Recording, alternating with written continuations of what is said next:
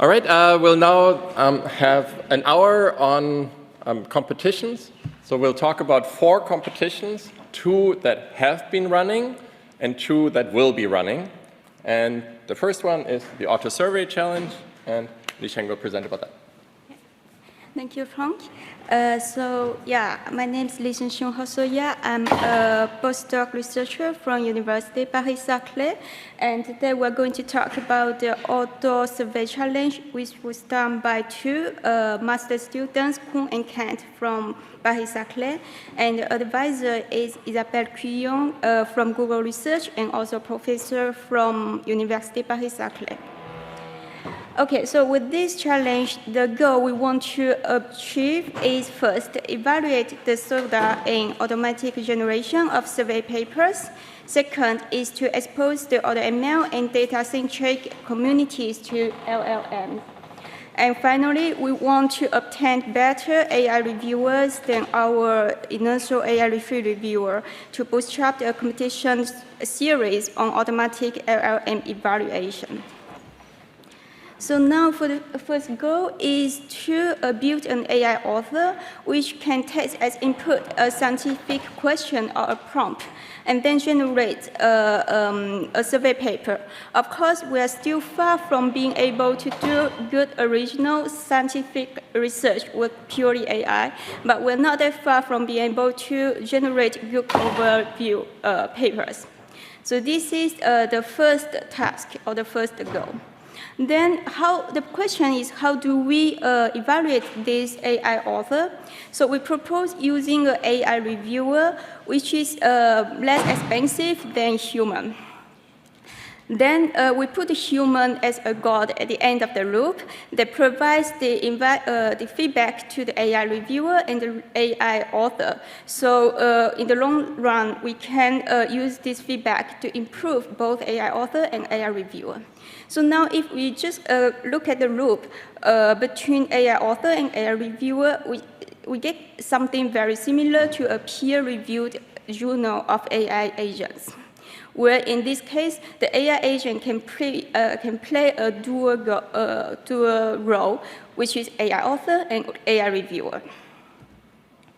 So now the first step is we want to simplify the things. So we propose this first edition challenge, where I will talk about in this challenge the role of participants and organizers, and the data baselines used by the organizer and provided to the participants, and also the organization of the challenge into phases, tasks, and finally the evaluation. So the goal of the participants. So the participants must submit code following a well-defined API for both AI author and AI reviewer. So they can use ChatGPT or not, or other large language models, and because we open the access to the internet and the platform, so they can also search in real time during the challenge on the internet.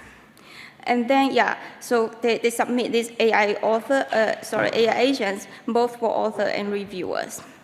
And in this first edition, we have no training data provided except for some sample data in the starting kit that help the participants get familiar with the challenge pipeline. Okay, so the input to the participants. So first, for the AI author, we input or we provide a prompt, which is like write a systematic survey or overview about the application of machine learning on healthcare. And then for the AI reviewer, the input will be the papers to be reviewed and some review instructions. Now, the data used by us, the organizers. So first, we need to provide prompts. So the prompts are actually reverse engineering based on the usage of ChatGPT. So actually, we generate a prompt we ask ChatGPT to generate a prompt to be input into large language models, starting with write a systematic survey or overview about, followed by the title and abstract of an actual human written paper. Then we need the ground truth, good and bad papers, Those are the semi-synthetic paper generated by a ChatGPT-based method. So, for example, we get a human paper. Then, to generate good paper, we just ask the language model to paraphrase the human papers. And then, for bad paper, we just distort or produce a bad version of this paper with respect to the different review criteria. So, finally, the review instruction or review criteria here, we propose using these 5 factors. So relevance, contribution, soundness, clarity, and responsibility. Those are the factors we use largely in journal review. Okay, now methods used by organizers. So here there are 2 sets of methods. So the first set, which is open to the participants included in the starting kit or 2 baseline. So first, the AI author baseline, and second, the AI reviewer baseline. They are both based on ChatGPT 3.5. And then we also provide an AI meta reviewer that will review the reviews produced by the AI reviewer. Okay, so in this case, we just compare the review score of good and bad papers produced by the reviewer, and then we read the reviews and comments on them. So this is also done by ChatGPT 3.5. And then we hold by ourselves, hidden from the participants, is an AI-free reviewer that we use actually to score the AI author submitted by the participants. So the challenge phases, we had 2 phases, actually 3 phases. So feedback phase and development phase, which is the main phase for this challenge, would taking 1 month, and then the final evaluation phase. So in the first 2 phases, we just use an auto evaluation that I will talk about later. And finally, in the final evaluation phase, we just use the last submission and then test it by a human. Okay, so because of the summertime, etc., we didn't really receive many meaningful submissions for this first development phase. So we proposed a hackathon during this week, only for the AI author task, and we will talk about this later. So for this challenge, we use 20 Tesla T4 GPU with 16 GB of RAM, and we give 2 hours of computational time per submission. Now let's look at the challenge workflow and the auto evaluation. So here in the first task is the AI author. So the AI author is actually a submitted code. It takes in a prompt provided by the organizer and generate a paper. And then this paper will be reviewed by our AI-free reviewer, which takes this paper and some ground truth of good and bad papers also held by the organizers, and together with the review instructions to produce a review. So the review here is actually a numeric score between 0 and 1 with a text that explains the score. Then for the AI reviewer, now the input to the code or to the AI agent is some papers where we know the ground truth. Then also with the review instructions. Then your code should produce a review. So the review is still the score plus the text explaining the score. And this review will be reviewed or judged by our AI meta reviewer. And those 2 scores, so the first review score and second meta review score, will display on the leaderboard. Now I will show some preliminary results. So there are 2 kinds of results. The first is some AI-free reviewer results, evaluation results with ground truth and with paper generated by the baseline. Second is some AI meta reviewer sanity check result. So the first question we try to answer is how reliable is our AI-free reviewer? So here you see is the distribution of different score given to good and bad paper by our AI reviewer. So here on x-axis, you have the 5 factors: relevance, contribution, soundness, clarity, and responsibility. So the dashed line here is 0, actually means that the good and bad papers are undistinguishable. So everything above that line is good, higher is better. Then we can see that relevance and clarity and responsibility is easier to detect by our AI-free reviewer. And then here, contribution and soundness, we are this slightly weaker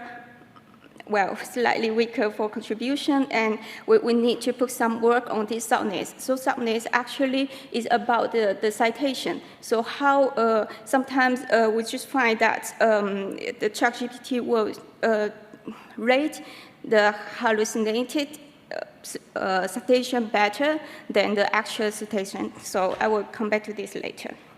So the second question we try to ask is, how does our AI author baseline compare to random as assessed by the previous AI-free reviewer?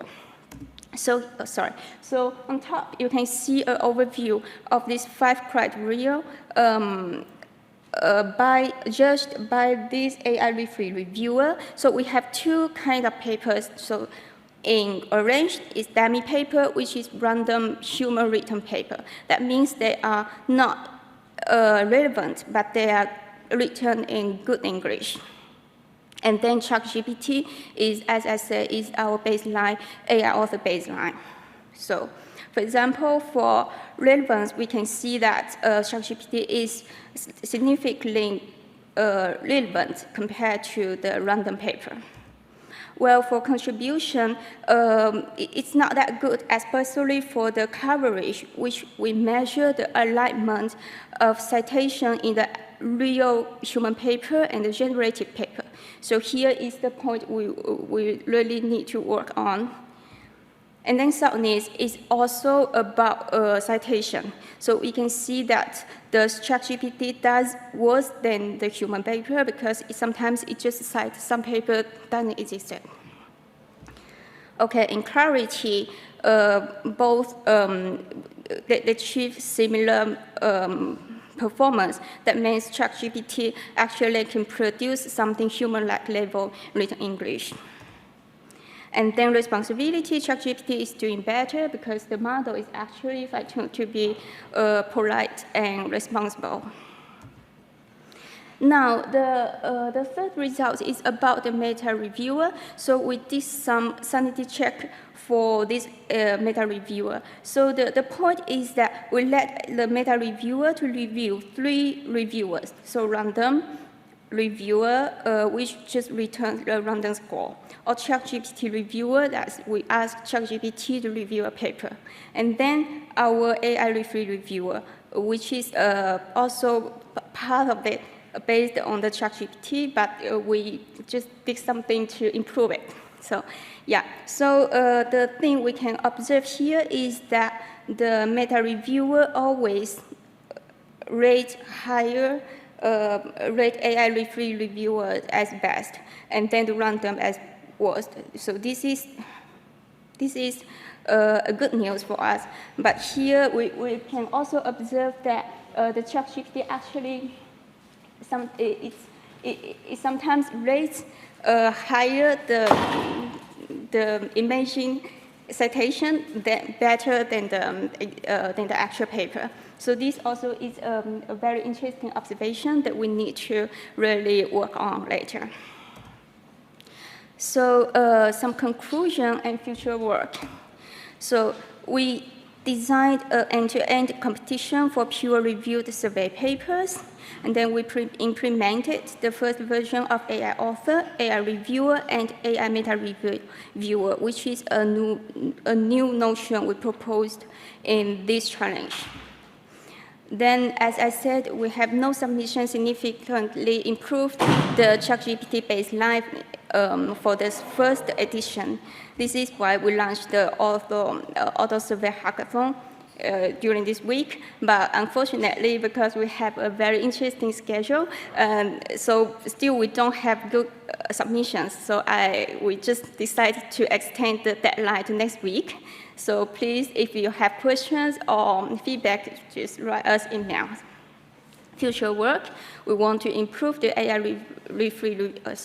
author baseline, especially with respect to citation. Also, the AI reviewer baseline, also respect to citation and coverage. And also, for further evaluate, improve the meta reviewer. Thank you so much.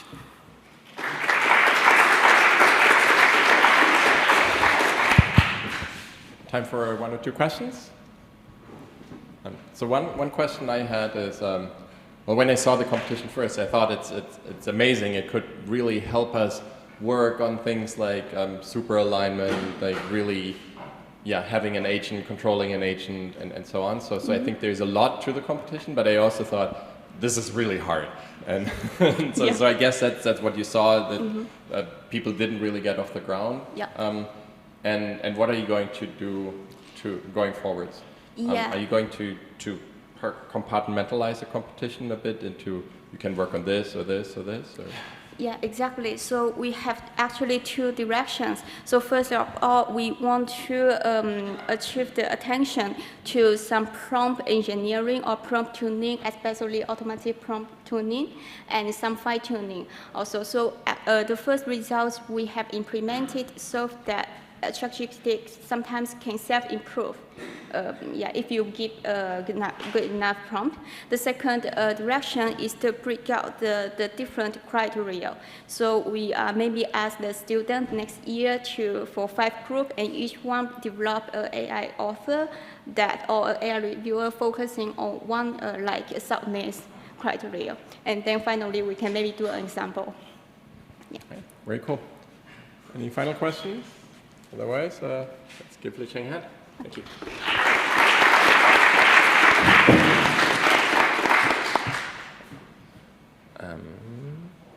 Next up.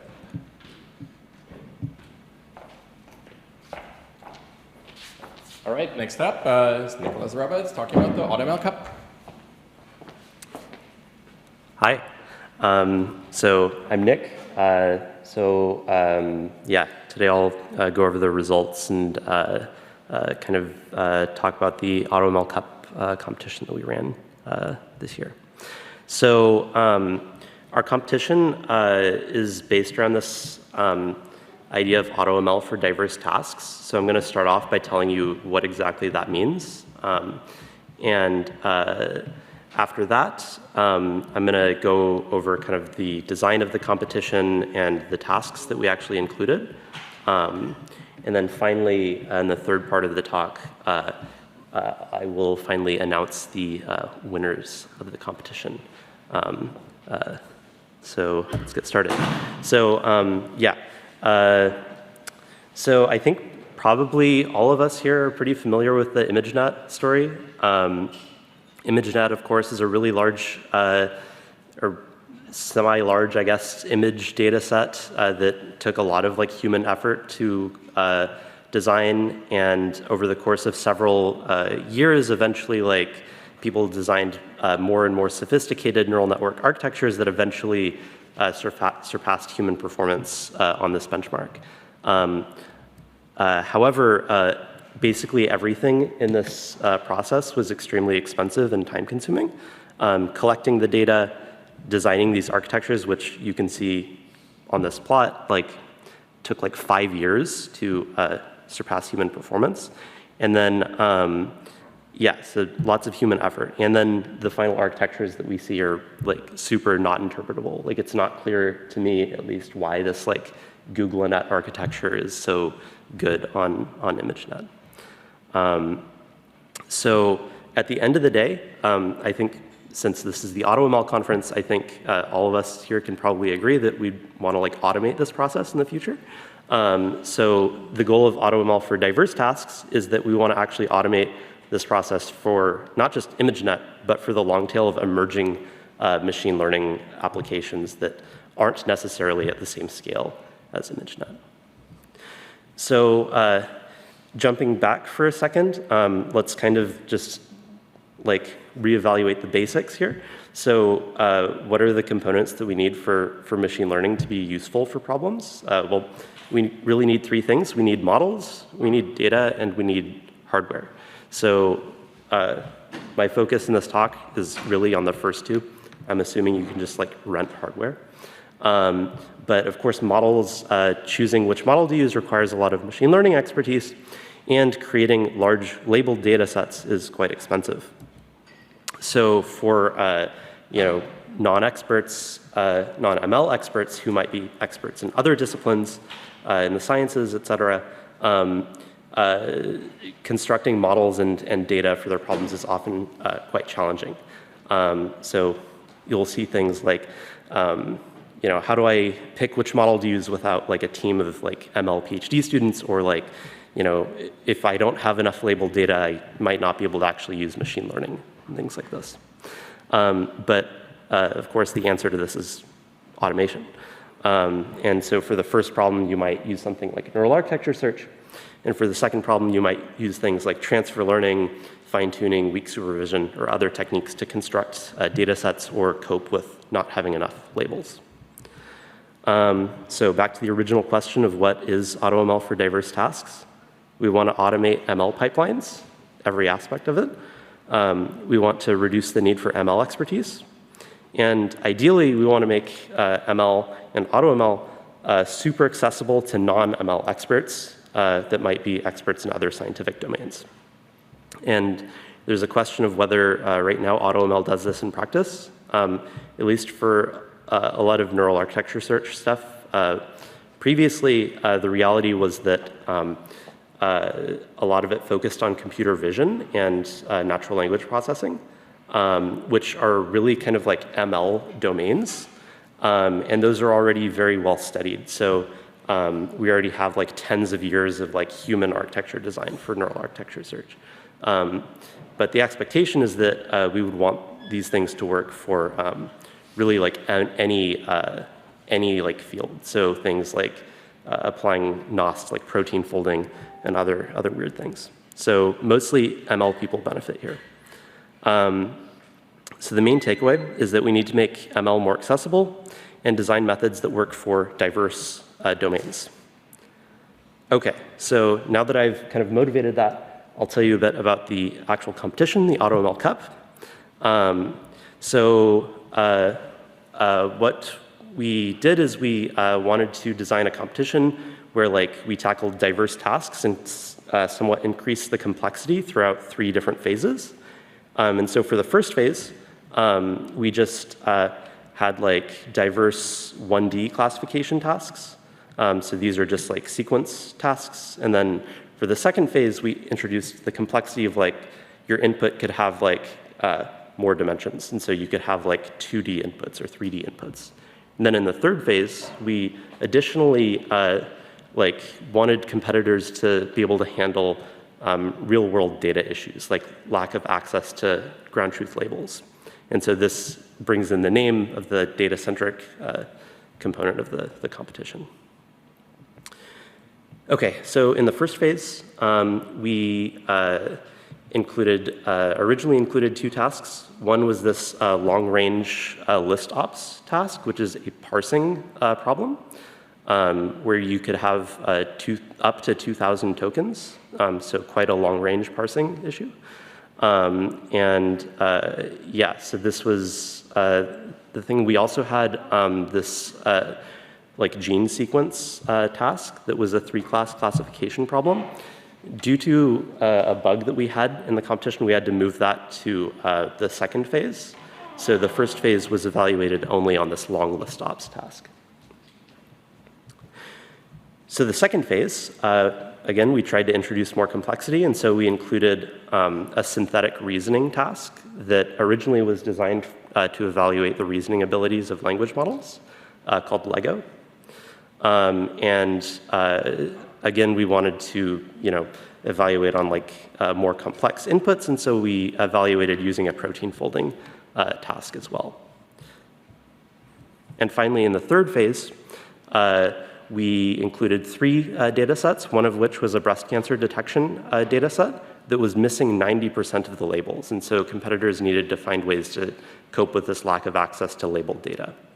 We also had a agriculture data set where the goal was essentially to count the number of wheat heads, and it was essentially an ordinal classification problem. And then finally, we had a PDE problem where the goal was to learn a PDE solver for the 2D diffusion reaction equation.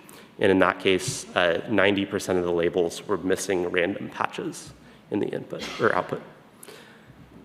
Okay, and then finally, we aggregated the results using this performance profile metric, and this is essentially a drop-in replacement for the average ranking metric, which it solves certain issues with it. Yeah, I don't know that I have time to go into too many details about that part. Finally, I'm going to announce the winners of the competition. So the way that we did this is we had separate winners for each of the 3 phases. So the winner for the first phase was Alex and Johannes' team. And so for each phase, the winners will get a $500 Amazon gift card and an AUTOML cup, because the name is the AUTOML cup. Yes. Congratulations, Alex and Johannes.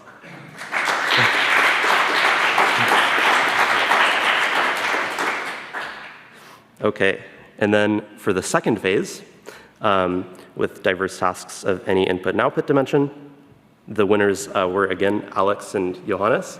So they're going to get another $500 Amazon gift card and another AutoML cup.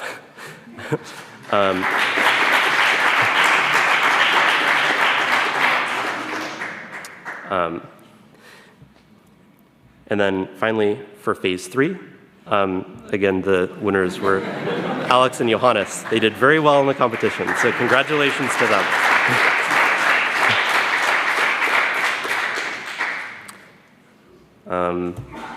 Yes, so congrats to Alex and Johannes. Thank you for everyone who competed, and thank you for listening.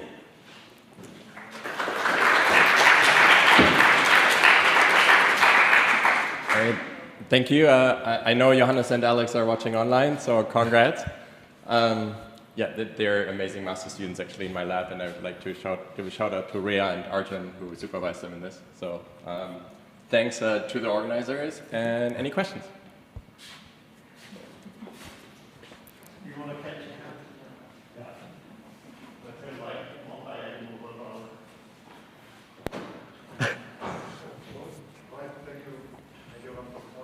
I was wondering actually, how do you come up with which problems you put into these competitions, right? How do you figure out, for example, that this breast cancer data set exists, right? How do you get to these data sets, and how could we, for example, as like benchmarking people, get these data sets for our benchmarks? That's a good question. I think so basically my approach, which is maybe like pretty suboptimal, is I just whenever someone's mentions a weird domain, I just take note of it, and then I have a list that I go back to later, and then try to look up data sets. Otherwise, Kaggle is a useful resource, I think, usually. Admittedly, for a lot of these things, we have had recurring themes. For a lot of these diverse tasks things, we've looked at different PDEs, for example. We've used protein folding data sets a couple of times. So, I mean, there is a question of are these actually diverse enough? Because we have had to reuse these things. So it's a hard problem. I don't know how to truly find to randomly sample from the set of tasks. Right. Thank you. Thanks. Is one up there? Oh, that's a tough one. I might just run a little.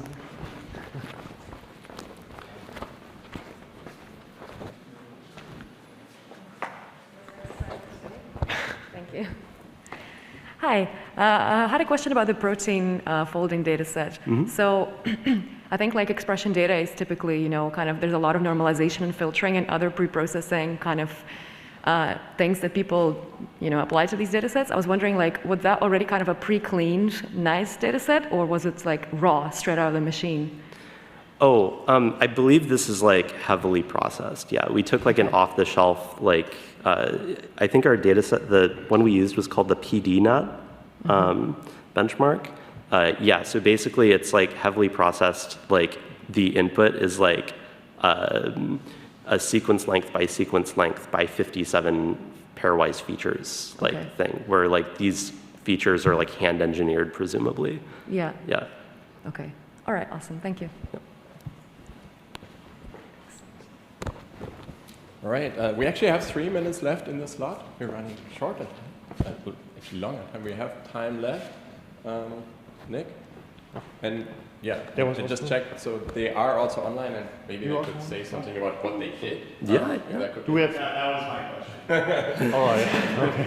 Then Alex, Johannes, if you could unmute, I'm not actually sure. Thomas, I didn't check that with the technique. Is that okay? Sorry.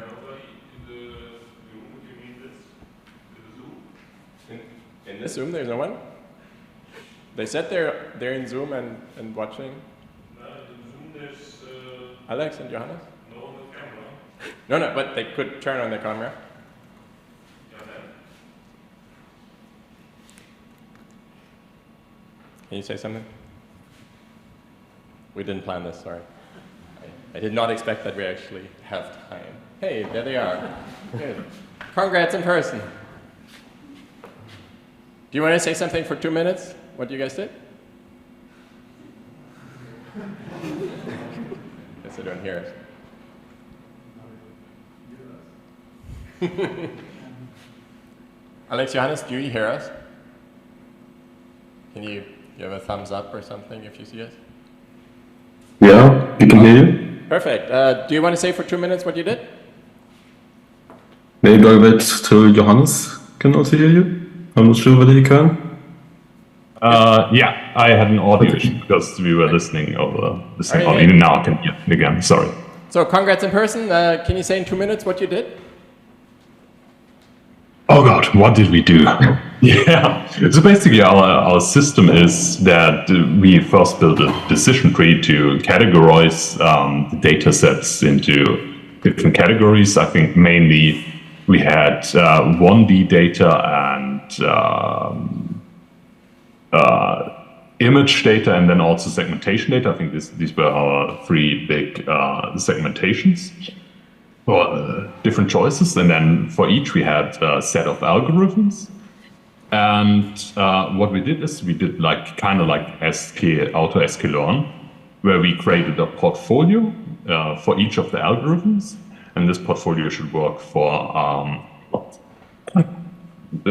we constructed it so that it should work for multiple data sets, not only on one, and we had to keep diversity in mind of the hyperparameters in there. And then we ran all these models with the different hyperparameter configuration, and at the end we did some assembling on top. We also added lots of other different tricks, but I don't think we should go into detail for these. Alex, anything to add, or that's it? Yeah, maybe also in the third phase for classification, for the semi-supervised approach, what we did is essentially just train for a couple of epochs, then predict the labels, and if there is one data point where we are really confident about the label, then we assign this corresponding label and keep training with it as if it were given already. So basically do something called fixed match or self-supervised training, kind of like that for the SSL in the third phase. All right. Thank you very much. Then, yeah, give them a hand again. Thank you.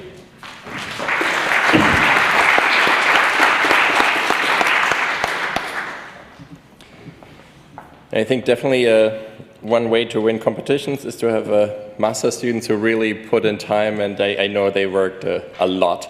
So somehow reminiscent of what Matze and Kata did back then for Autoscale Learn.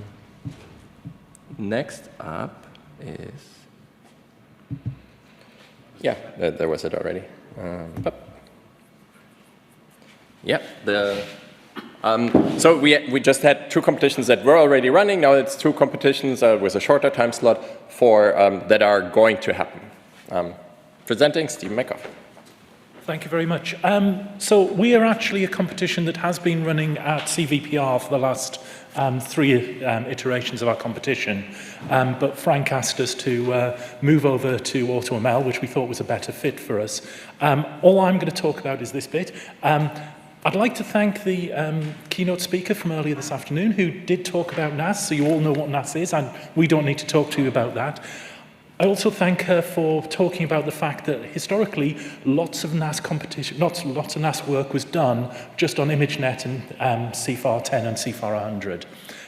Because that's what sparked off the idea for this competition. And that's all I really want to say. I'm going to pass over to David, who's going to actually talk about everything else. Thank you, Steve.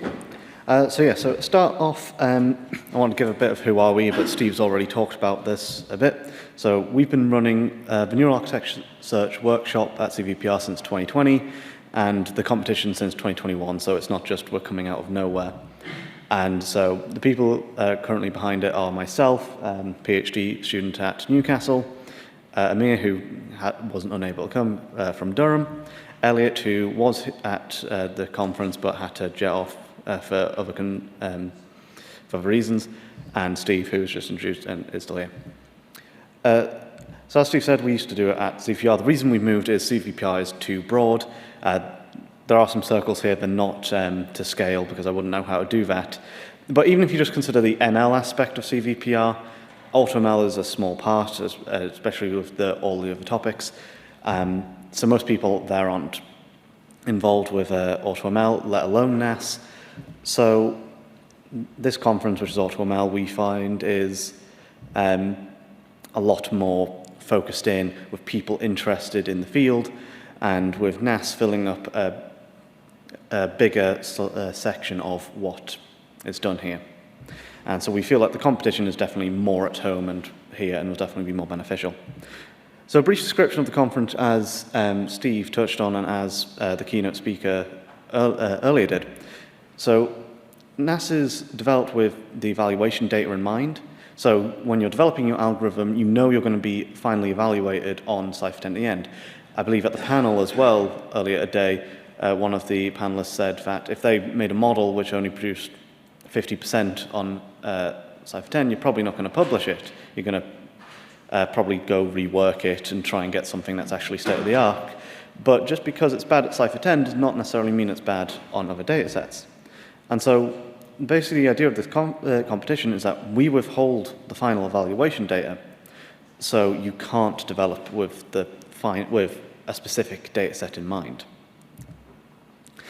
So a big question for this is why, and as I touched on, NASA's at least, especially historically, NASA's touched on, is only compared on a few data sets. And for these data sets, we know what works well. And this might have influenced the design and algorithms of the search spaces. If you're doing a search space and you find that adding an operation, for example, a global pooling layer, and you find that adding that in every single architecture that it's in is worse than if it didn't include it, you're probably going to remove it from your search space to save time when you're searching through the search space, because that seems reasonable. But this asks the question, is that generalizable? Because is that operation, which isn't good for Cypher 10, is it going to be good on a different data set? And the question is not really certain. And so this sort of generalizability is what we're trying to encourage. So the competition itself is split into 3 phases. So phase 1, you'll download our starting kit from our website when that is up. It will come with 5 data sets we've used before in the past, or maybe more, and you will use these as if they were unseen. So you pretend that they're unseen, you develop on them, and then when you think ready, we open up phase 2, you submit your code to us for a 1-hour demo run. This is just to make sure that your code will run on our system. We've had people before that it works on their machine and then it doesn't work on ours. So this is just to make sure that doesn't happen. And we get phase 3 where you would be hands-off and we fully evaluate your code for 24 hours across all the data sets. So I'd like to talk a bit about the scoring of how we do this. So first we have like the raw score, but the question is then what if the NAS method does well on really one data set? So it gets 90% on one and then only 10% on the others. That would give it still a score of 110, which would potentially beat someone that got 30 across the board, but arguably they're generalizing. So we have a baseline calculated on ResNet, which we take away from the raw score. So that would be how well you're doing against the benchmark. But if the benchmark is low, you could still get a really high score. So we also have a scaling factor, which means the maximum score you can have on any data set is 10. So 100% will always be 10, and if the baseline is low, that just means you need bigger jumps in accuracy to get higher scores. Another question that leads from this is what if NAS performs bad on the dataset? Because if the benchline is 80, but your NAS method just doesn't like this dataset and it gets to 10, you'd get a -70. We clamp it. So the final score is a summation of this final adjusted score. So across the datasets, you'd add them together. So in the past, when we've had 3 evaluation datasets, it would be between -30 and 30, which is your final score. And then this is what we will use to get our competitors, to rank our competitors.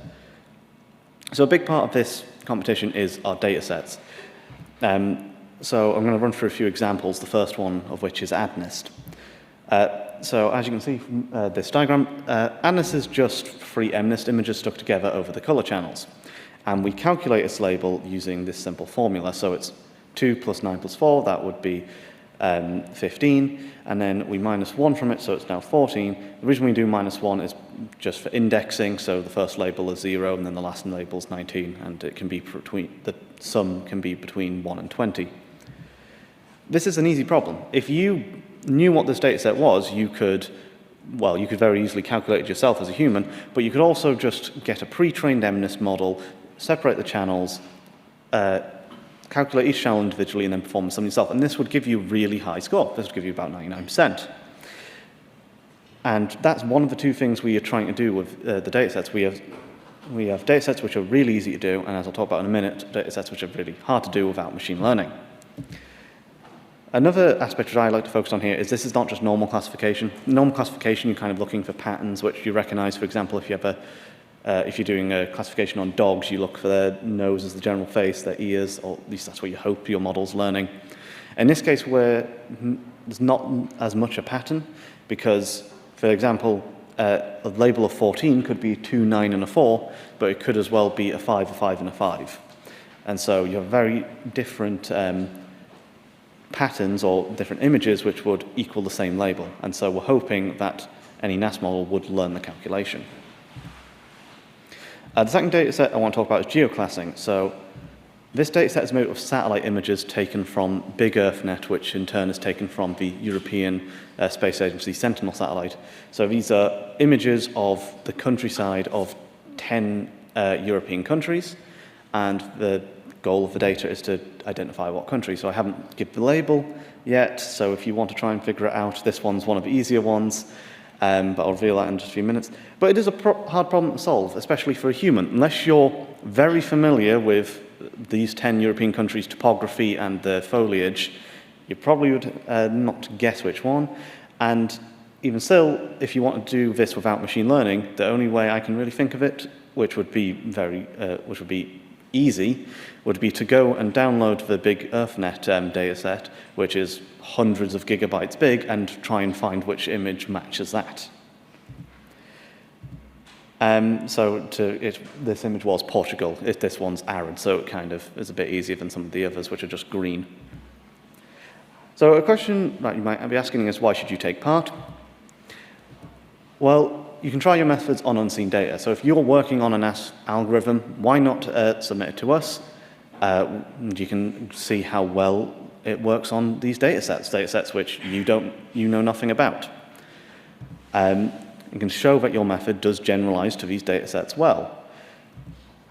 Another reason is we've seen some interesting techniques in the past. Now, interestingly, we've found that a lot of the competitors might have some simple NAS algorithms, but some really good form of data augmentation, such as just a unique form of it, or a method which figures out which ones are beneficial for each data set, and they do really well. Because I think a lot of people focus on NAS as the algorithm itself, when NAS itself is a bigger area of including the data augmentation and including search space engineering. And the aspect can also be taken part. So it's another way to explore how well things work. And so we think it's very beneficial if you're working on NAS or interested in trying out changing the data augmentator or changing the search space would affect existing NAS methods, for example, or maybe not even a NAS method. Maybe if you want to just try doing ResNets or something and see if that beats NAS, that might be interesting as well, because that would suggest that NAS isn't generalizing. So hopefully I've inspired some of you to take part. So the way to do that would be to follow the QR code on screen or subscribe to our mailing list via the link, where we'll update news when we start running the competition. Presumably we'll also be in touch with the conference itself, and they'll announce it as well. If you have any questions, you can contact us at NAS competition contact@ncl.ac.uk. And we're hoping to start the competition around the end of this year. Excellent. Thank you.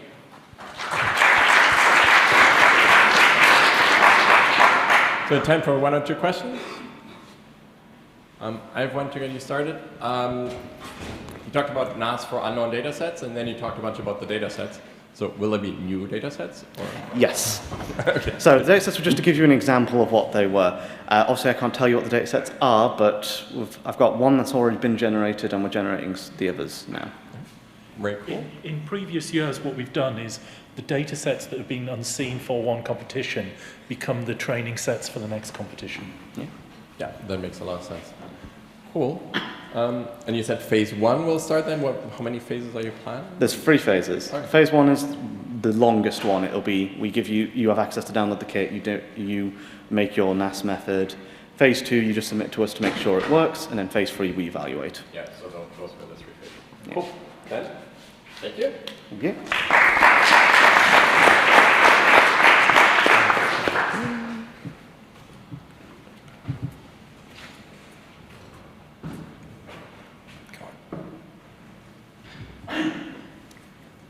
All right, and the final competition we're talking about is AlgoPair, presented by Frank Stein. Yeah, hi everyone. My name is Frank. I'm a postdoc from the University of Tübingen, and I'm excited to present a benchmark that is up and coming and actually coming out of nowhere. So it's the first iteration. So I don't think I have to convince anyone in this room that neural networks are cool, useful models, but in practice, they can be a bit of a pain to work with, right? So for one thing, they're usually very slow to train, and we need to wait for a long time until the training is actually finished. So even on modest problems, it can take days or weeks until we get the final result. I mean, in the previous days, we've heard about GPU years or 10,000 of CPUs needed to run something. And this is usually just the sort of final run that you use. And before that, you have to do a lot of tedious hyperparameter tuning or fiddling around with everything, setting up the right learning rate, setting up the network architecture and so on, making neural network training really tedious and sometimes also really expensive. And I think we're a bit limited by this currently, and we could do a lot more. We could have better models, we could have more powerful models, we could apply those neural networks to different domains, and perhaps also save a lot of energy and therefore CO2 if we would have faster, more automatic, or more efficient neural network training. So how do we do this? Well, there's different ways we could improve neural network training and make it faster. One thing would be improving the hardware, another would be improving the software. But today I want to talk about the algorithms involved in training and what we can do by improving the algorithms that are responsible for neural network training. And so I believe this is a bit of a summary of what the current state of deep learning training method is, right? So we have this huge list of optimization methods that have been suggested for deep learning, right? There's SGD with Polyak momentum, with Nesterov momentum, there's ATOM, there's ATOMW, there's NetMW, there's Lion, and so on. And so 3 years ago, we tried to collect all of them, and I think around 130 or so we stopped. And it's kind of hard to put them just on the slide so it's readable. So I know it's not readable. If it would be readable, or if you have really, really good eyes, you would probably say, well, you put SATM on there twice just to make your list look a bit bigger. Nope. There's just 2 methods called SATM. That's just reality, right? So apparently it's easier to come up with an optimization method than it is to come up with a cool name for it. And so even if we would magically know which of those methods we should use to train our neural network, we still have to worry about how to use it actually, right? There's hyperparameters that we need to set, or hyperparameter search spaces that we need to set, and then there's still a bunch of sort of arcane training tricks on top of it that you need to use, like learning rate decays, or momentum, or scheduled momentum, and so on. And so I think that if you now ask 10 deep learning practitioners, how should I train my neural network, what's the best way, you probably get 11 different answers, which is kind of what we did for our NERDS workshop last year, and yeah, we got a lot of training tricks. And so what I wanted to say with this slide is that currently when it comes to neural network training, there's lots of different choices and maybe also lots of uncertainty of how should you actually do it. So by the way, when I talk about training methods or training algorithms, I basically mean a combination of which update rules, or which optimizer are you using, which hyperparameter search spaces, or which sort of additional training tricks on top of it. So I think the main goal of my talk today is just to convince you that this statement is true, that we desperately need new benchmarks for neural network training algorithms to sort of sort out this mess of the previous slide and let people know how they should train their neural network. So how do we do it? Or sorry, I actually got a different slide before that. So just another maybe summary of what the current state of benchmarking is for deep learning optimizer paper. And yeah, I know on purpose it's a bit provocative, right? So I think currently there's no standardized procedure to follow if you write an optimizer paper and want to evaluate it. So instead what papers need to do actually, not only they do it, but they actually need to do it, they need to invent their own evaluation protocol, right? And then perhaps it's not surprising that they often also win their evaluation protocol. And again, I want to emphasize is that I'm not criticizing the optimizer paper for it, right? It's not their fault. We're putting a lot of responsibilities on them. We're asking them to come up with a new method and then also to come up with the right evaluation protocol for it. And then we're criticizing them or nitpicking if the evaluation protocol is not perfect. So my point of the slide is that currently I think it's way too hard, it's unnecessarily hard for an optimizer paper or a training algorithm paper to convincingly informative and practically relevant, or do a practically relevant comparison that actually has strong baselines. And this is sort of the result, or the reason for this is that there's a lot of subtle pitfalls that you can run into when you compare training algorithms. And on the next slide, I just want to show you 1 or 2 examples of these. So here what you can see are 2 different training runs, one in orange, one in blue, and you can think of it as like being, I don't know, ATOM versus SGD or whatever.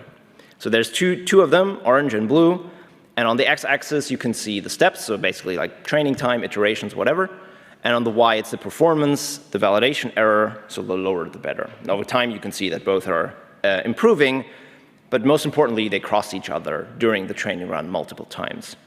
So the left plot is really just what is the validation error at a specific step, and the right one is what is the best validation error we have seen so far up until this point, right? So the right subplot is just the running the running minimum of the left plot.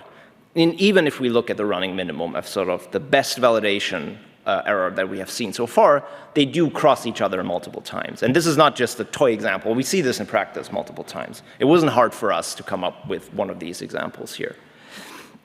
And my point is that as soon as these training curves cross, we cannot really, or any comparison between the curves directly is ill-posed, right? So you could imagine someone saying like, oh, definitely blue is the better curve because it gets a better performance at the end, right? Which is true. But you could also have a person saying, no, I prefer orange because for most of the training, it's much better than blue. So I definitely prefer orange. And at the end, they're virtually the same. Who cares? And actually, both statements are right in a sense, right? So directly comparing training curves is just ill-posed, at least if they're directly crossing. And so without defining the target in advance, what we often see is that people sort of move the goalpost after seeing the results of the experiment, right? You run your method, you run your baseline. At the end, you say like, yeah, my method is faster, or my method is better at the end.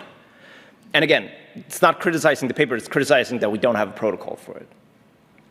Another maybe more subtle pitfall is with respect to the tuning goals, right? So here I said orange is faster sort of through much of the training. So if you look at something a bit more modest validation error like 0.3 here, orange is there faster. But there's no reason that blue couldn't achieve this as well if we just tuned it differently, right? It was tuned to get the best performance at the end. It wasn't tuned to get a modest validation error quickly.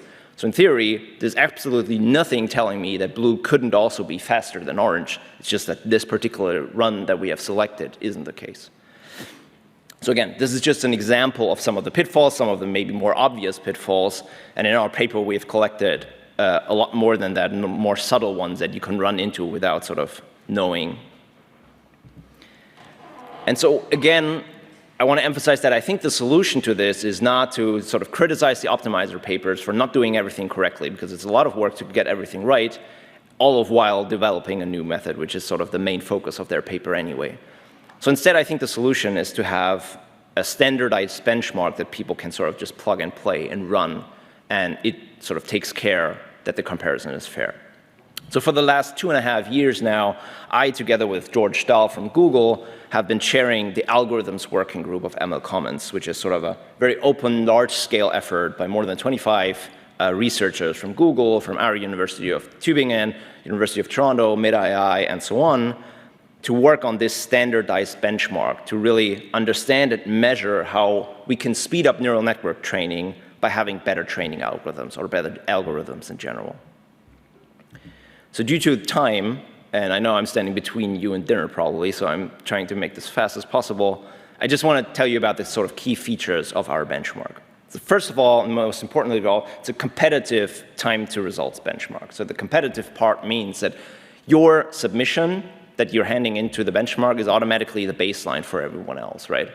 So there's no possibility anymore to sort of make your method look better by just sort of making the baseline a bit weaker, because everyone's bringing their A game, everyone's bringing or submitting their best version, so you automatically have strong baselines without actually having to compute them.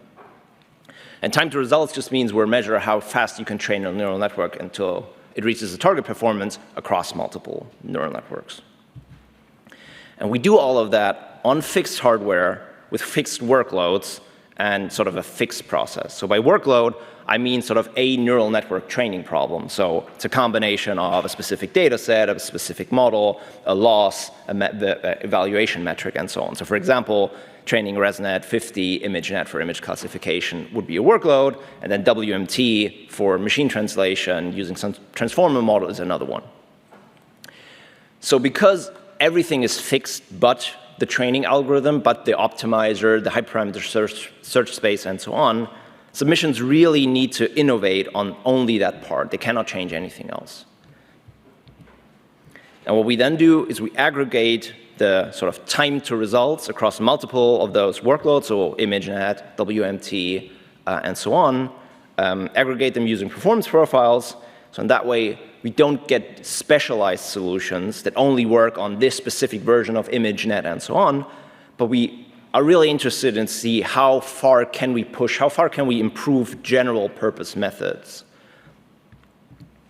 And lastly, but it's really important for us, is that we also explicitly account for hyperparameter tuning by having the submissions submit the search space as well, right? So there's no option or possibility to sweep under the rug how much tuning you did, or making, again, the baseline weaker by just giving it less tuning efforts.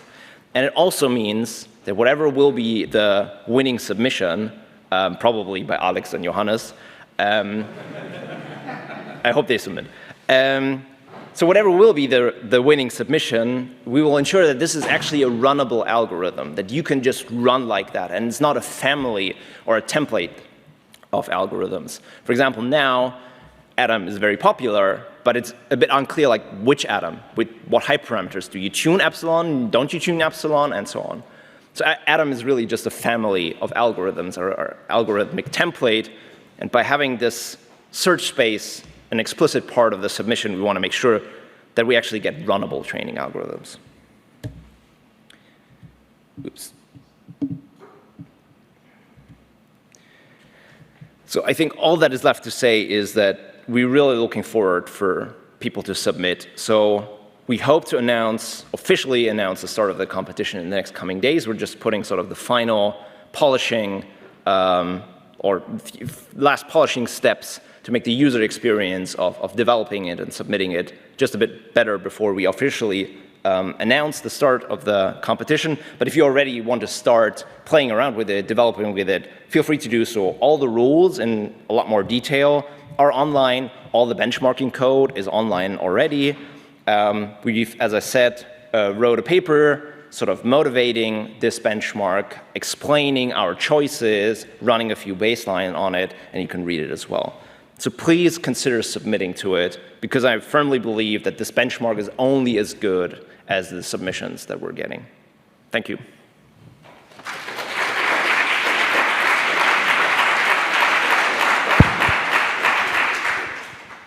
Yeah, so this didn't look like an AutoML competition, maybe. But when I saw it, I immediately thought, oh, this must be won by AutoML. It looked very much like, well, the paper had like 130 different algorithms. They were benchmarked on every different data set. The different algorithm was good, so it clearly screamed algorithm selection. It also screams dynamic algorithm configuration. You change the hyperparameters over time. You could do one epoch of one learning rate, another epoch of another learning rate, and there is actually an evaluation protocol that just scores how good you are as a function of time. So if you have an actionable method, then that could just be a PyTorch optimizer, then this is a way to show the community that, you know, AutoML covers another really big part of machine learning, which is this SGD optimization, which is a huge community. So this is a competition made for that community, but if some AutoML solution does well in that community, then there can be so much interactions in the future between these communities, and that's why I asked Frank to come here and talk about that, and I hope, Frank, you won't be upset if an AutoML solution might do well. Only if it's by Alex and Johannes. All right, any questions? Thanks. So I saw that you're going to be aggregating results using performance profiles. So how do you obtain a final ranking based on that? Yeah, we're also using sort of the integral of the performance profile at the end to get a sort of scalar score. Oh, I didn't mention that. There's exactly $50,000 in prize money. So yeah, we need a scalar score for that. Yeah. And we're doing integrated performance profiles. Makes sense. Cool. Thanks.